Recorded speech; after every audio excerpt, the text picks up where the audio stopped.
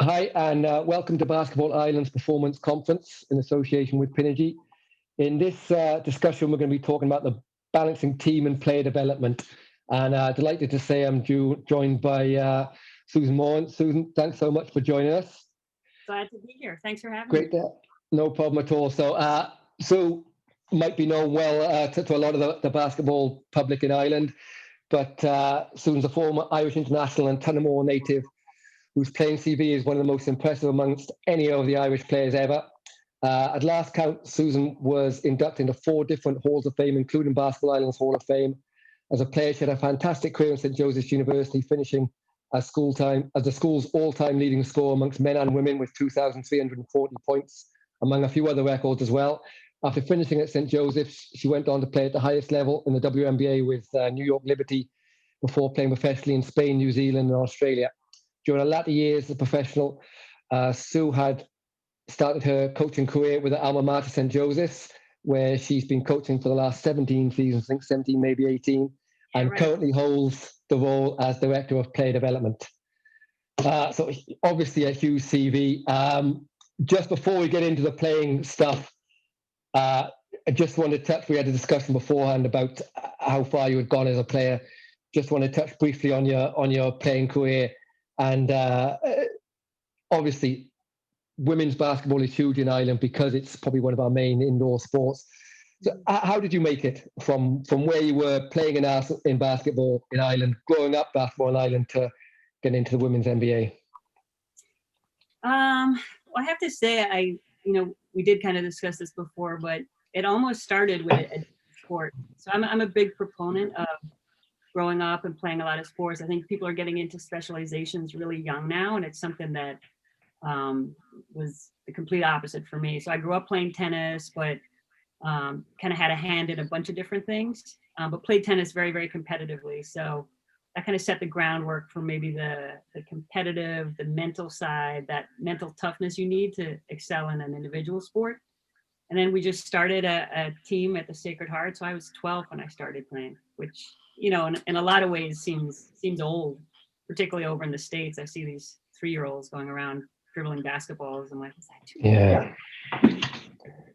So we had a great team. We had a bunch of, good athletes on the team who just liked to play. And then between the Sacred Heart, then, the Midlands teams, I think those still exist over Still there. going, yeah, still going. The same tournaments are still going, yeah. So like even those little things growing up, that was your first taste of wearing that same sweatsuit as everyone else and teaming up for like something bigger than your town or bigger than your little school team. It was like the Midlands against Dublin. It was like, like we're the country people. We're going to beat the Dubs. So you started building that competitive just environment with a team. So those things meant a lot. And from there, you got picked for a national team. And then now all of a sudden you get a chance to put the Irish jersey on. So I feel like over here, things are accelerated in the US. So it was a slower progression at home, but each step meant so much, to the point of wearing an Irish jersey and playing against Spain and Italy and France and the Europeans, that it was just a taste of, where you could go with the sport. And I think all that over the years just got me to a point where I was like, all right, now I'm going to make something of it and extend my wings a little bit and head to the US. So it's kind of a short story. And I suppose in player development, the difference between what we're doing here, obviously, there's more basketball now than there was in the past. But how do you see in comparison? You mentioned the American development. Can players still make it, and do players still make it that you see in college that maybe didn't start at 13, 14, 12, and learn the sport later on? So are you asking, do the people who started younger still make it? In terms of the starting younger and then the ones that start older, do you still see as many of the players in America that start at a later age can still get up to the top level? Or are the ones that you're recruiting, would they be maybe mainly be players that started at the younger age and have been right through? I think it's a mix. You obviously have the kids who start at a younger age. Some of them are pushed, but some of them genuinely let is their love and their focus. So when they love it that much from a younger age and they develop, yes, those kids. But yeah, those kids who start at an older age, we've recruited many of them, and really well-rounded kids, you know, who are playing multiple sports. It's something we look for in the recruiting process, actually.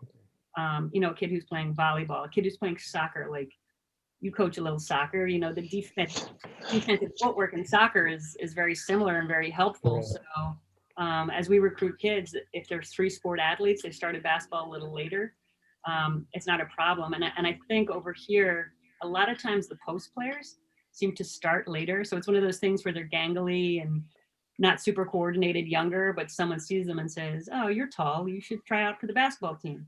So a lot of instances on the post player development, it starts later, they get into it later, usually because someone's like, oh, you're tall. They develop a little later. So for us recruiting guards, we kind of know in the recruiting process who's on our top list at a young age. And every time we get into a conversation about a post player, even if they're a little raw, they haven't quite put it together, we're like, give her a year or two. And when she puts that together, she's going to be pretty good. So I think, interestingly, there's even a difference between recruiting positions and player development at position wise. And has that changed a lot? Obviously, a post player yourself. Normally, going back and in basketball over here, especially the biggest person, there you go, inside, straight towards the basket. And has that changed a lot? You know, you see everyone playing all 5 positions now. Do you see that a lot in recruiting? You talk about having to develop the post players later. Is it because they've just playing as guards?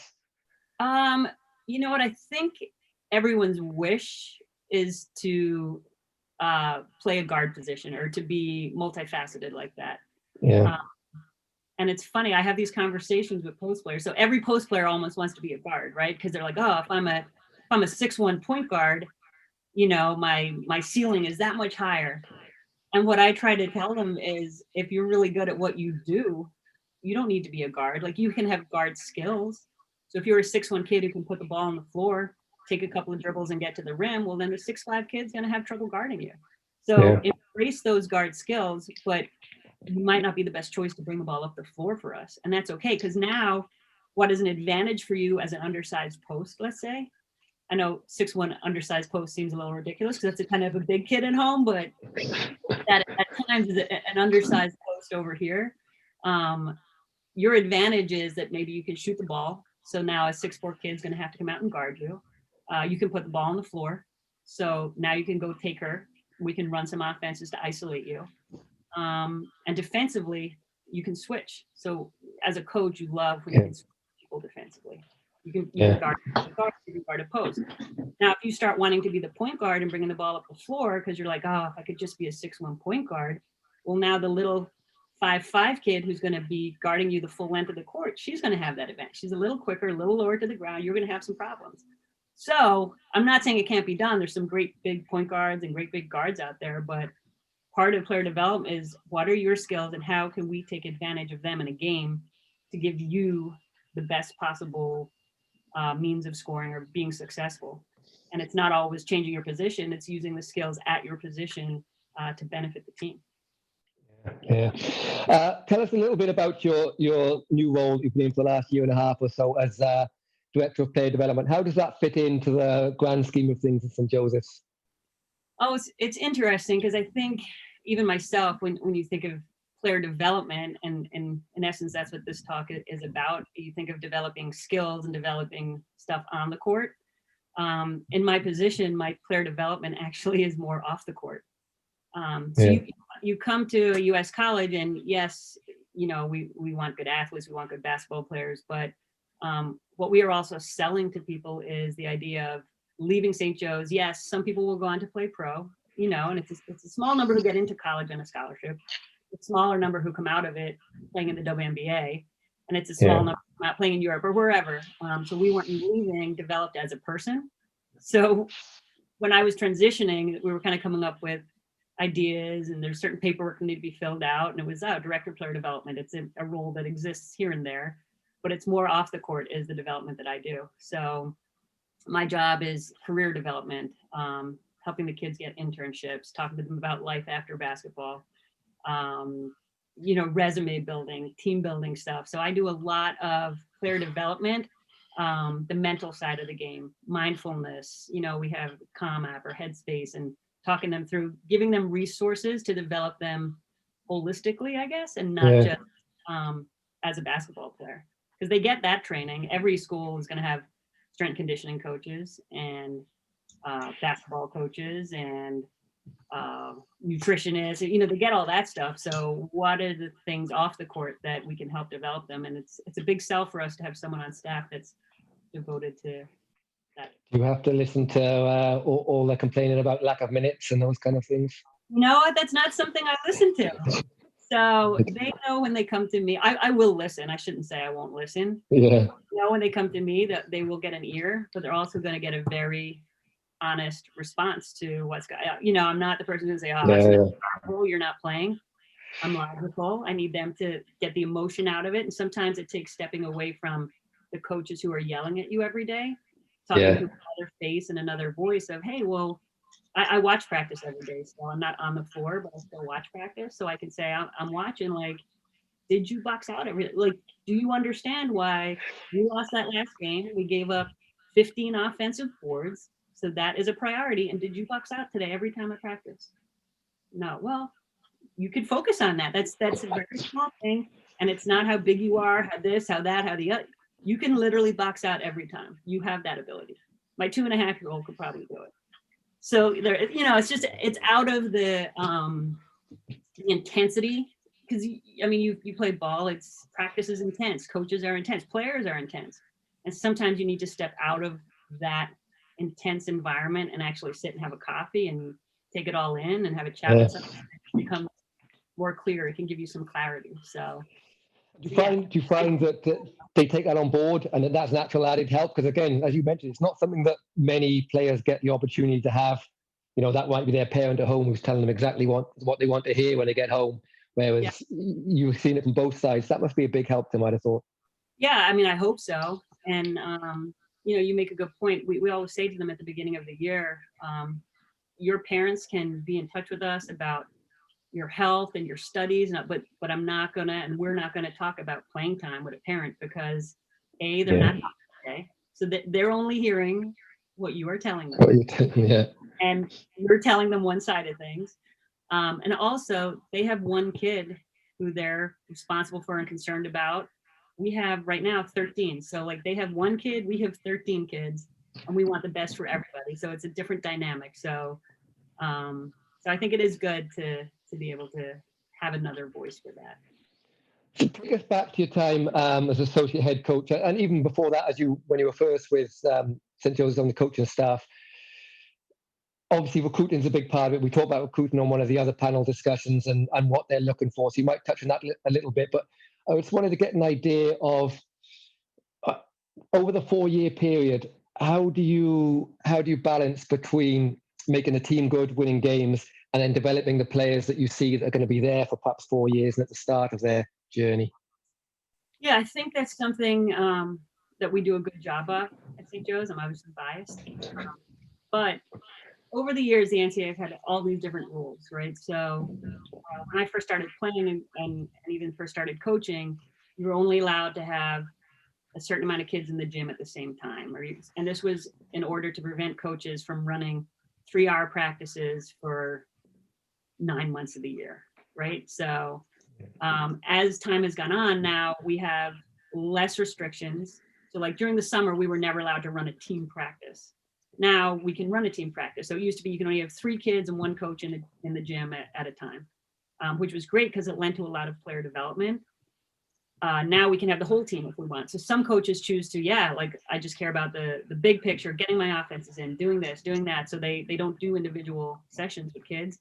We still do, because, again, logically, it makes sense that if each individual player is developing and getting that one-on-one time and that more personalized coaching that's not structured to the big picture of the team, but structured to developing their skills, ultimately the team is going to be better as each kid gets better individually. So it's something that we really value, and something that, so during the summer, we do smaller workouts. During the preseason, we do smaller workouts. We don't put the team together for quite a while. Maybe we bring them together for, 10 minutes at the end of a workout to run through an offense. But the rest of that time is devoted to the little things. And you'd be amazed. From youth sports, from growing up in Ireland doing camp drills, like we still do a lot of camp drills and player development because now Yeah.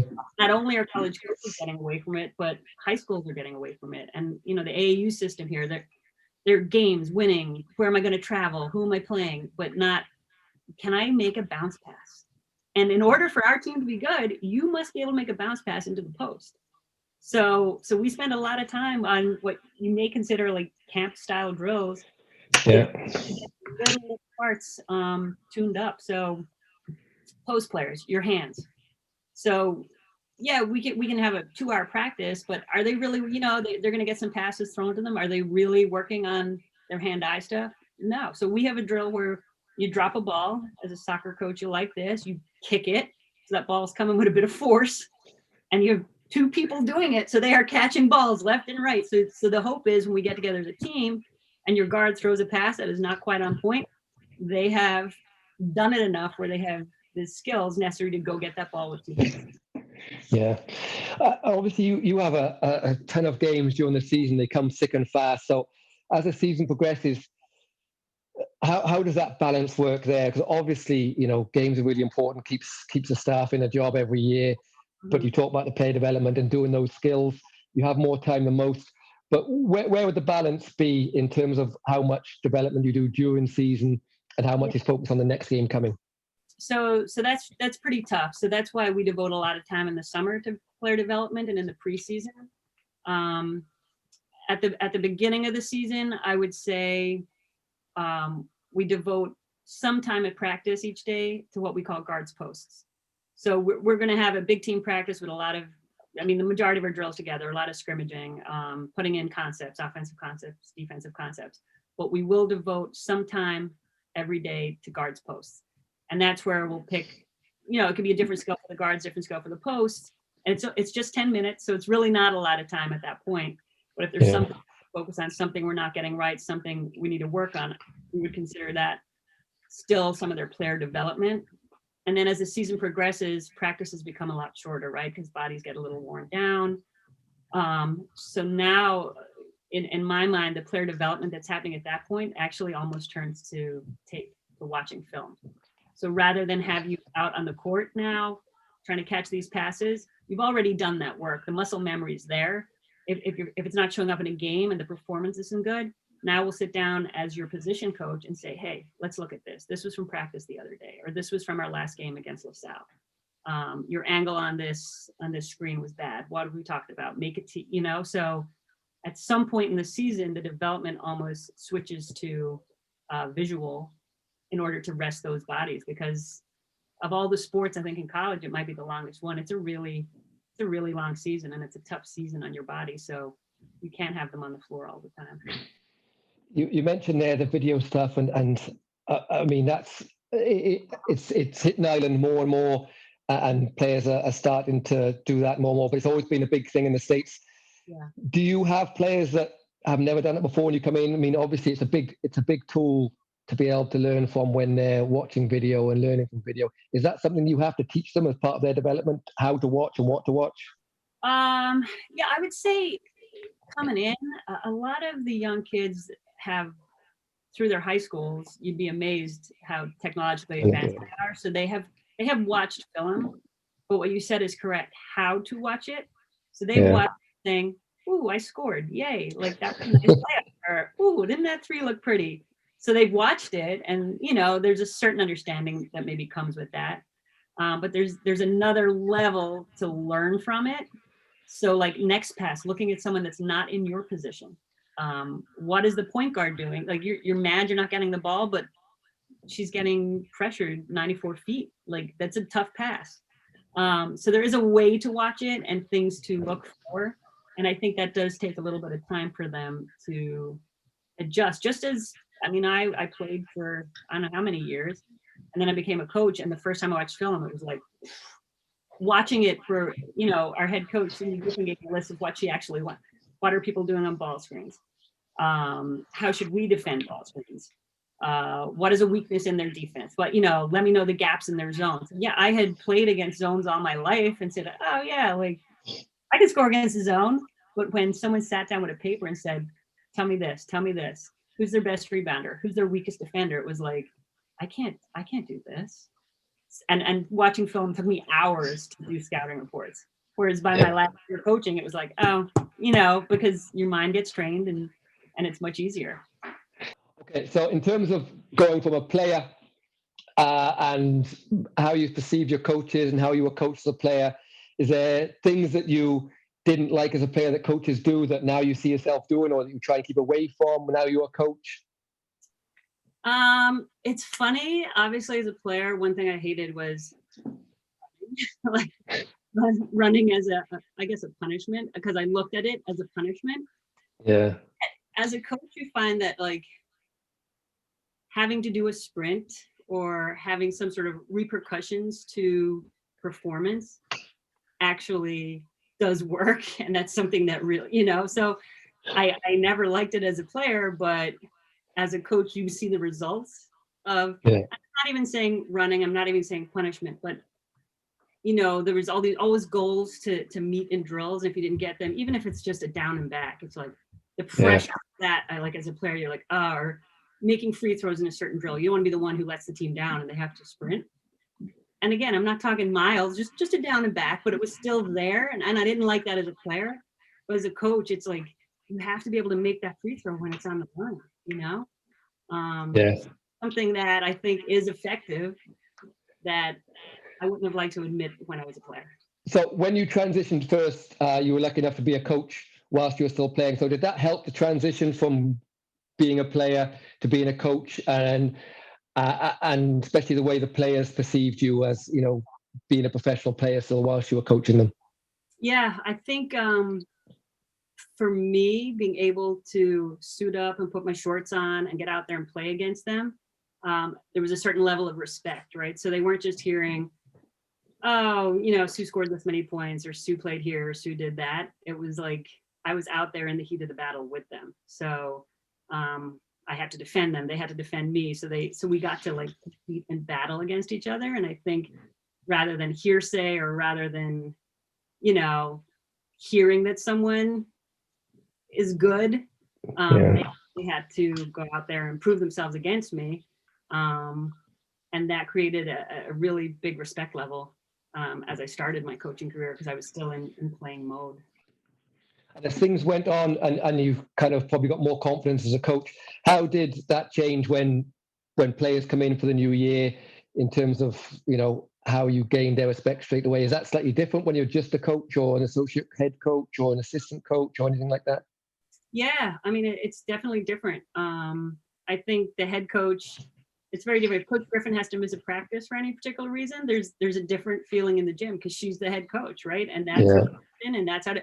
And as an assistant, you kind of get mad. You're like, okay, she's not here. We get it. You still have to go. You're like, how come? But it is human nature. It is normal that she's the person making all those decisions about your playing time and who's in and who's out, and what we're running and who we're running it for. So yes, it's a different vibe when she's not in the gym. And as an assistant, I think when you're not playing with them, you build their trust with the player development, with the extra workouts, when a kid needs to come in and shoot, or you stay a little longer after practice.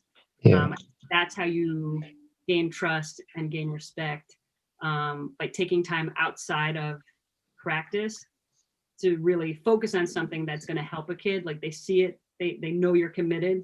And I think that's how you really can gain trust and respect, by just doing the extra and being available, just always being available to them. Yeah. Talk to us a little bit about the whole staff makeup and how it all works, in terms of like from a head coach to assistant to different, and how those different areas all kind of work together to improve the team, and also the player development bit we've talked about. Yeah, I mean, a lot of teams can do it differently. Our head coach, what I really liked about working under her as an assistant was you weren't limited in your role. So everyone had a part in recruiting. So it wasn't like one person was the recruiter and that's what they did. Every person shared in a recruiting role. There was recruiting coordinators. So for instance, I was the recruiting coordinator, but each person, it wasn't like I got all the good kids and I recruited all the good kids. It was all split up. It was split up either by region or by AAU contacts you had. So that was great. And then with player development, yes, you had a focus on a position. So like right now our staff is broken down. One of the assistants is in charge of the post players. One of the assistants is in charge of the off guards, and one of the assistants is in charge of the point guards. So it's nice, and that can switch up year to year, which is good for developing as a coach. But it's nice in a particular year that you have ownership of a position, and you have to be committed to that, and that's your focus. So when you watch film, that's your focus. When you go to practice, that's your focus. And then also, Coach Griffin divides up her staff by defense, offense, and actually this year we have defense, offense, and then just shooting. We were a very bad shooting team. So we have one coach on staff who's focused at practice. So coach's job is to oversee everything. We have a coach whose job is to focus on shooting. So where are we getting our shots? Is our footwork correct? Why are we missing shots? Are we better from shooting from the right side of the floor than the left side of the floor? And so anytime she watches film, that's her thinking. We have one of our coaches who's focused on defense. Does that mean he doesn't contribute to our offensive talks and schemes? No. But when coach is like, do we play zone or man right now? Or which zone is our best? Like, he better have that answer, because that is his responsibility this year. And same in the offensive end.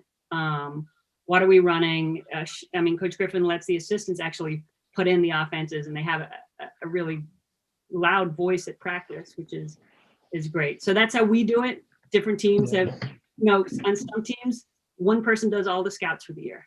So they don't do any recruiting. They don't do any of the other things. They just focus on the scouts. Whereas we break up our scouts, every third game you would have a scout. So I think, we're talking a lot about player development, but coach development, like I was very lucky to be under Coach Griffin, because you weren't pigeonholed into one thing. You got to try your hand at everything, which is really good for developing as a coach. And on that coach development, as an assistant coach, is it slightly easier because you get to focus on developing players, whereas the head coach has to worry about the whole thing? And how quickly does the head coach, when you first started there, how quickly did your coach give you those tasks, and really you felt like, okay, she actually trusts me to do this? Or does that build up over a little bit of time? There's definitely a build up over time. I think she gave it right off the bat, and some of it was I didn't trust myself, and I'm sure a little hesitancy on her, of trusting me. So after you do it for 18 years together, there's synchronization that you can't deny. But from the jump, she gives those responsibilities because she wants you to have responsibility. And then insofar as her as the head coach, like I would say to Coach Griffin, like, you couldn't pay me enough because you're worried about this, the game, the recruiting, and then you have a donor meeting you have to go to. And then you have, we're in COVID right now. All the decisions she has to make on a daily basis in regards to COVID is, we're in there and we're talking to her, but like, it's different when you're making this, like, do the kids go home for Thanksgiving or not? Big holiday here. Do we let them go? Like, we can talk about it all we want, but she's the one who's either going to say, yes, you can go home to your families, or no, you can't, because she's the head coach and that has to weigh on her. That's off the court. And then on the court, I can be in charge of offense and say, we got her on stack right now, got her on stack, or at the end of the game, let's run this for 3. She makes the call. And if we lose, we don't get that shot. Well, hey, I suggested it. That was your call. Not that I would do that, but there's just a whole other level when you're the head coach. It's a different ballgame. Yeah, I often describe the assistant coach as probably the dream job for anyone who likes coaching players, or because you just have none of the responsibility and you've always got a good idea. You're always kind of right. Absolutely. It's never your fault. Just in terms of, you mentioned the COVID bit there. How did particularly your head coach, Cindy Griffin, last year, how did she deal with letting those players know? And how did kind of that breakup work? I suppose it's something that's with us now, so there's no way around it. That must have been devastating for some of the players. Yeah, for us, our season was over. So okay. Other sports. So it happened in March. So we were just done in March, and we hadn't had a good season, so we were not going on to play in the postseason. So you were at a party. Delighted to be out there. Group and start working out again, so we would not have a postseason again. But it did lessen the blow, as opposed to a buddy of mine, coaches at Ryder. She had the best team she's ever coached. She had a kid who went on to play in the WNBA, which is not happen every year at Ryder, right? It was going to be her first time maybe winning the MAC and going to the NCAA. So she's been coaching. She was an assistant coach at St. Joe's when I started. So that's how long she's been coaching. Ryder's her alma mater. Here was her shot to make it to the NCAA tournament, and that didn't happen. So I think there was degrees of how hard it affected people across the board. But I think in general, just for the kids not being able to work out, not having a normal end to their college year, I think, yeah, it took a mental toll on everyone. Yeah, it's very tough. You mentioned having a player recruited. So I read something that you had Natasha Cloud, went to the WNBA. Did that constitute success in your mind of having a role with her playing development? Was that, is that what a development coach or someone who develops players is really looking for? Does that make it all worthwhile when something like that happens? I mean, yes, like individually, personally, I worked with Tasha a lot. And then as a team, to have someone who is doing, not just playing in the WNBA, but doing really well. She won a WNBA championship the year before last. It's a huge feather in your cap, right? And that's the ultimate, I would say. But the satisfaction level, like, because she had the ability. She was a 6-foot guard who could defend. Like, you could see it that she had that ability. There's other kids who come in. We had a kid who came in as a walk-on, so someone who was not on scholarship. And by her senior year, she was starting for us. Not because she was the biggest, fastest, strong. She was tough as nails. She was super smart. And we had enough good players around her where her role, what she needed to do was just perfect and made us successful.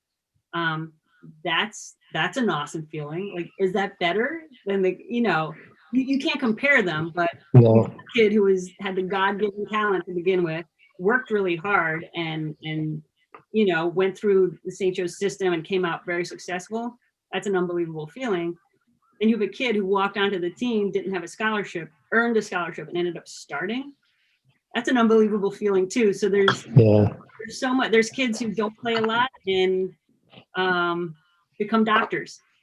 That's a really good feeling too. So that's what's great about the job. There's so much it gives back in regards to, there are all these young, bright, talented women that we're coaching, and what they go on to do next, whether it's WNBA or working or giving back, community. Certainly, there's so many things you get to be proud of, and hope that you played some part in. So I think that's the beauty of the job.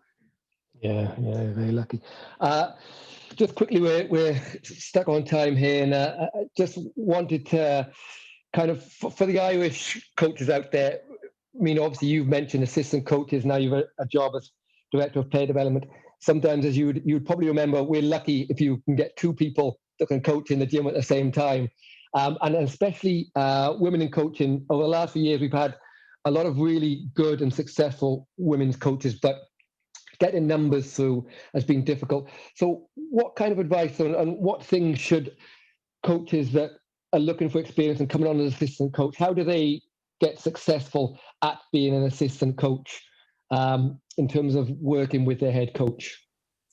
Yeah, I think, overall, your job as an assistant is to make the head coach's job easier, right? Because as we mentioned, the head coach is going to have a ton more decisions and a ton more pressure than you will have. So anything you can do, whether it's, stopping some disaster before it happens or taking care of like petty drama between, anything you can do to keep the little things away from the head coach and make their job easier is a must. And then I think you need to educate yourself enough where you can bring things to the table and create. You can't be a yes man.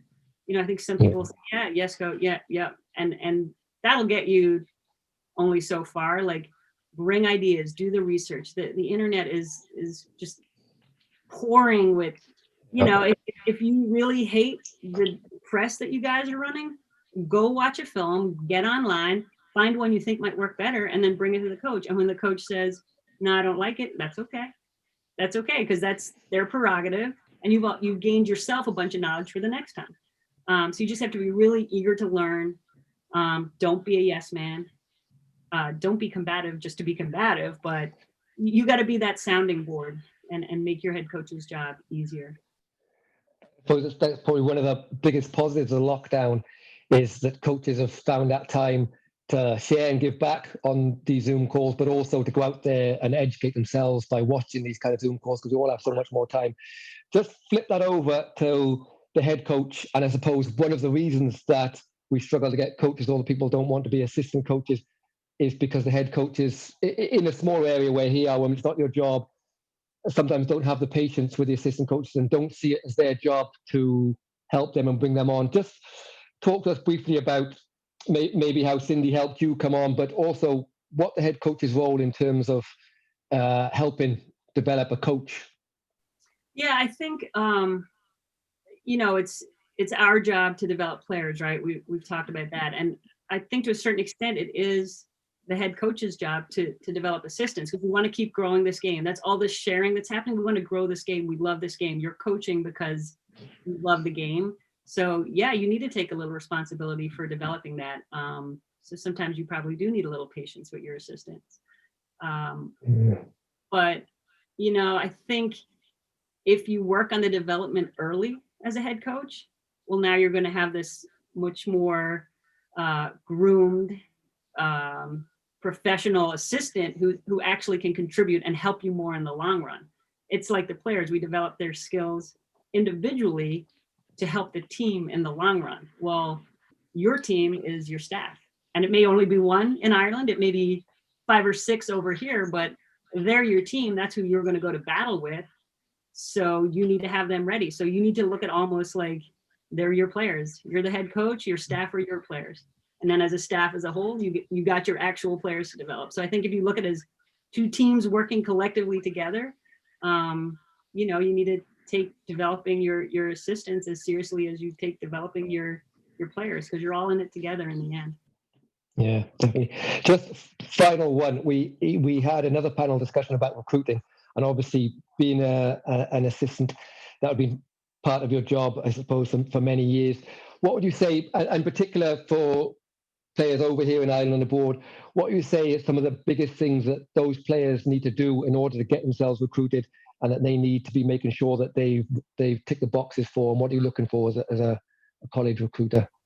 Well, I think what I've noticed, I get, you'd be amazed how many emails I get from home, from different people trying to be recruited. And what I always am finding is they're getting in touch too late. Yes. Because I went through this process, and it was a little different then. I think recruiting has taken on a new life over here, where we're recruiting earlier and earlier, and kids are verbaling earlier and earlier. But I'll get an email from a kid and say, hey, like, I'm available to come. I'm doing my leaving cert this year, and I can come next year. Well, we already had signing day. It was 3 weeks ago, and we've signed 4 kids for next year already. So we've already offered kids in the class of 2022. We've already probably an offer to out for 2023. So now you're talking sophomores in high school. So you could be a very talented, kid who you'll end up somewhere, but to end up in the place that's the right fit, somewhere you want to go, those choices are going to get more limited as those roster spots fill up. So what I'm seeing a lot are, particularly from international kids, I think maybe they make the decision that I'm going to go do this later. But if you even have an inkling of it earlier, get the tape together, get your stuff out there, because you don't want it to be like, there's been talented kids who come along and it's like, sorry, like we're full. Like I would actually look at your tape. I would give you a look and take that to the head coach, and you'd be in consideration, except we literally don't have any room at the end. That would be my biggest thing. I think now the knowledge is out there. You do your SATs, you need this, you need that. I think there's people helping kids at home with that stuff. Yeah, there's a bit of it going around. But I'm saying do it earlier. Do it earlier so you have the option. If you decide all of a sudden you're doing your leaving, you're like, you know what? I don't want to do this. That's fine. But you at least the door has been opened for you rather than it being shut before you start. So yeah, that would be my advice. Right. So thanks for your time. It's been fantastic to have a chat. I'm sure People at home will be delighted to see you and to hear from you. Hopefully next time you'll be back over with us when anyone can travel. Yeah. You're always welcome anytime. That just leads me to say this is the final panel discussion from our performance conferences. Thanks for all the contributors. We've had some great discussions. If you've missed any discussion you want to go back and watch, they'll all be available on the Basketball Island YouTube channel and on Facebook. So please go back and have a look. Been a great day today with all the various discussions, and finished off fantastically with Sue. So best of luck during the season.